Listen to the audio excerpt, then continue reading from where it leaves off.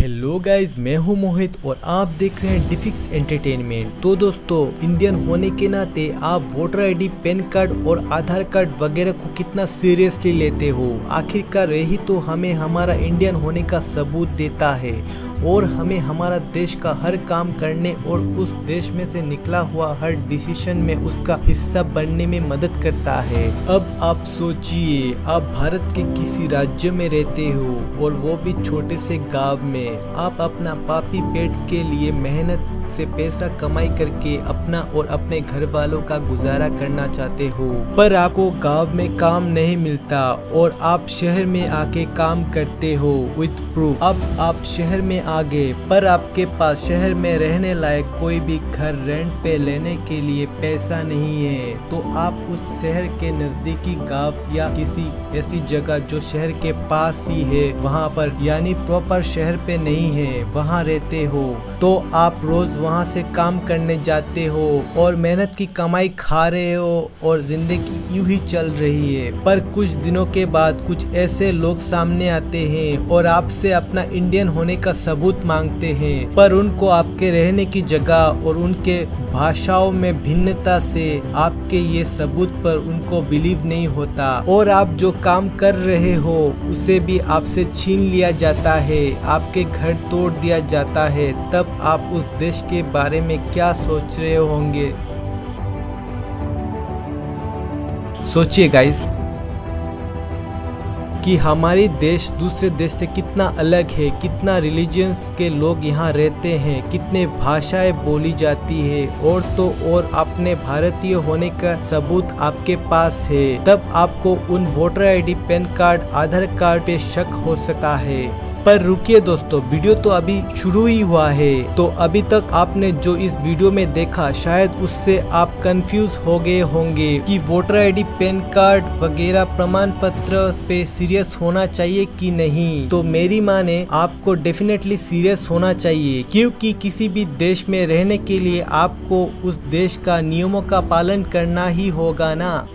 तो हमारे देश के ईस्ट बेंगलुरु पे करीब 4-5 महीने से कुछ ऐसी ही खबर आ रही है कि वहाँ कुछ लोग बांग्लादेशी है और इलीगल तरीके से रह रहे हैं। इस पे बहुत सारे न्यूज चैनलों ने बातें किया और डिबेट्स भी किया, पर कुछ साफ साफ उल्लेख नहीं किया गया कि वो लोग बांग्लादेश से आए हैं और इलीगल तरीके से यहाँ रह रहे हैं। पर रुकिए दोस्तों, जहाँ कहीं भी धुआं दिखाई देता है इसका मतलब थोड़ी बहुत तो आग वहाँ होगी, इसलिए हम भी ये पूरी यकीन से नहीं कर सकते कि वो बांग्लादेशी नहीं है। पर आए दिन हमें न्यूज चैनलों पे देखने को मिलता है कि कई लोग चुपके से बॉर्डर क्रॉस करके या जाली दस्तावेज दिखा के इंडिया पे रह रहे हैं, वो भी कई सालों से। इंटरनेट पे मैंने बहुत सारे न्यूज चैनलों के वीडियोस और आर्टिकल्स पढ़ा और मुझे जहाँ तक पता चला कि यहाँ कुछ लोग असम और त्रिपुरा से रहते हैं और उनकी भाषा भी बंगाली है। इससे कुछ आइडिया मिला आपको?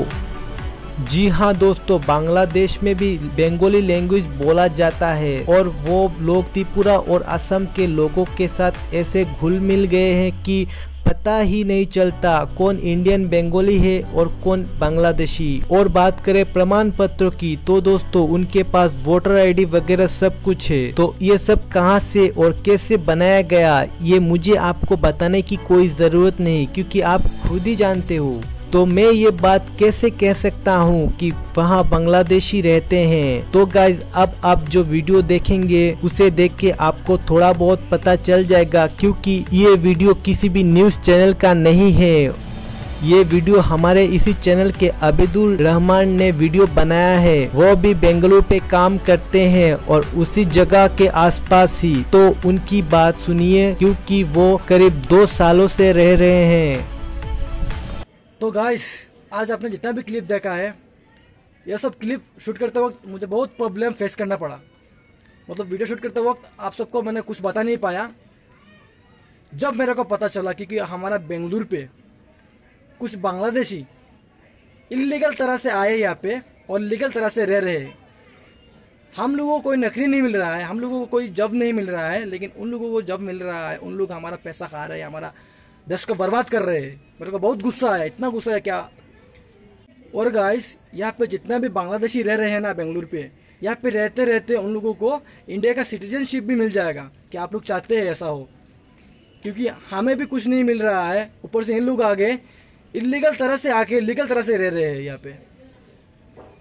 और मैं बताऊँ, बेंगलुरु देवर विश्नाली शाकरा हॉस्पिटल का साइड पे मंत्री अपार्टमेंट है उनका, वो इसका बैक साइड में इन लोग रह रहे हैं, अपोजिट साइड पे रह रहे हैं ये लोग। और एक खास बात है गाइस, और एक खास बात है, हमारा आसाम का भी लोग यहाँ पे रहते हैं बांग्लादेशी कॉलोनी पे, और त्रिपुरा का भी, और आउट ऑफ स्टेट का भी रहते हैं यहाँ पे।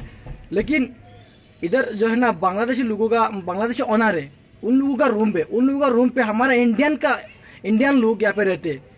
उन लोगों का रूम पे, हमारा बेंगलुरु पे बांग्लादेशी कॉलोनी है, उसमें बांग्लादेशी लोगों का रूम है। उन लोगों का रूम पे हमारा आसाम का लोग, हमारा इंडियन लोग उन लोगों का रूम पे रहते हैं, बांग्लादेशी का रूम पे रहते हैं, उन लोगों को पैसा देते हैं। साला मेरे को तो मतलब बहुत गुस्सा था, क्या बताओ। ये वीडियो शेयर होना चाहिए, जरूर शेयर होना चाहिए। तो गाइज अभी आप लोग ही सोचिए, अगर ऑफिशियल तरीके से साफ साफ जल्द से जल्द हमें ये पूरी तरह से पता नहीं लग पाए कि वो बांग्लादेशी है कि नहीं, तो क्या होगा इस देश का।